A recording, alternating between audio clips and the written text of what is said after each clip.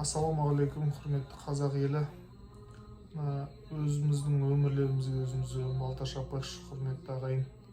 Келесі видеоны үгіт насихат жасап барлық жасөспірімге, жалпы барлық қазақ еліне көрсетіңіздер. Аллах тағала жеңілдігін берсін, енді аман есен болып кетсін деп тілейміз. Бірақ та соңында да өзіміз сақтық шараларын жүргізуіміз керек.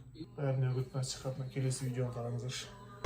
Ал Бұйырса Нұрбек мынау Көксу өзенінен троспен ар жағына өтеді.